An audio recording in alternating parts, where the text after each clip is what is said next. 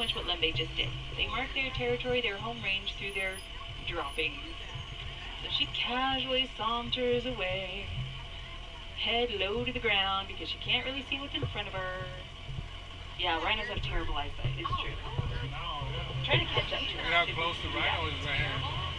Terrible eyesight. It's thought they can see clearly maybe up to 20, 25 feet in front of them, but the rest of it is all kind of blurry. But they don't need to see where they're going because everybody else will get out of their way or they get run over. That's kind of how it works. Lembe would also be found in a very dense scrub brush environment, very similar to what we see on the right side of the tram. So, you know, there's always a bunch of stuff in her way. But her sense of hearing, those big old ears, wiggling around, moving around, like satellite dishes.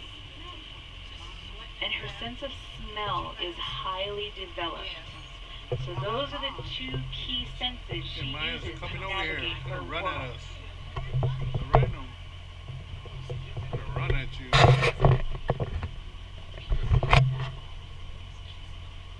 And see what happens. What is this antelope gonna do?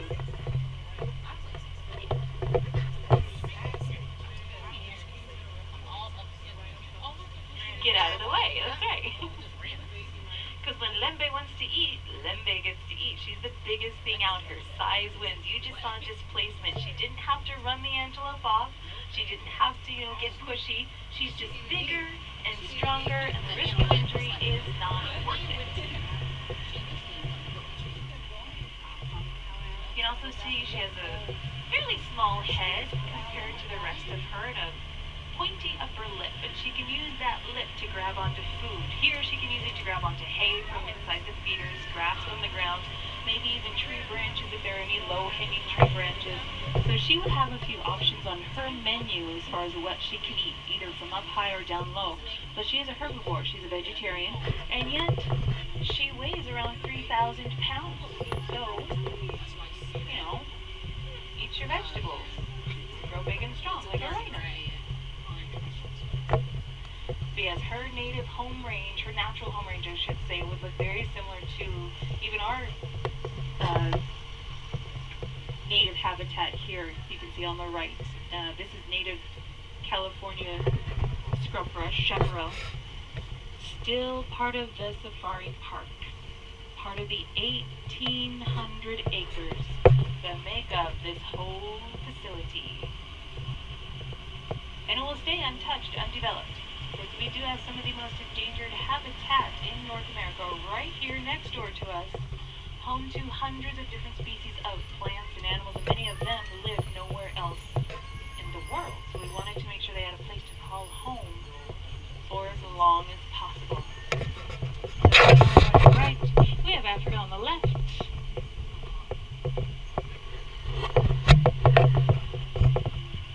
Continuing our journey, now we found ourselves a little bit more in the mountains.